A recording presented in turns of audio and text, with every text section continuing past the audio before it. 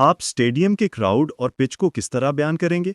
मेरा ख्याल है पाकिस्तान के हर शहर में शायकीन क्रिकेट बहुत खुशामदीद कहते हैं, लेकिन आज यहाँ का क्राउड खास तौर पर बहुत ज़्यादा पुरजोश था।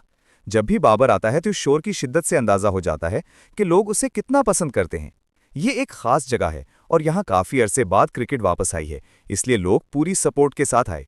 और सबसे अच्छी बात यह है कि वो दोनों टीमों को सपोर्ट करते हैं।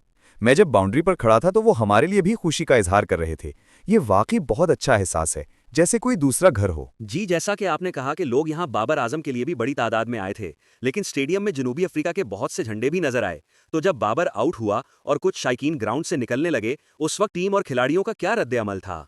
मेरा ख्याल है कि ये किसी हद तक हमारे लिए अच्छा भी था, क्योंकि शोर कम हो गया और हम एक दूसरे की आवाज़ बेहतर सुन सकते थे। लेकिन जाहिर है बाबर की एक बहुत अहम विकेट है, वो इनके सबसे बड़े खिलाड़ियों में से एक हैं, तो हमारे लिए उसका आउट होना बड़ी खुशी की बात थी। अलबत्ता ये कहना पड़ेगा कि क्राउड लाजवाब था।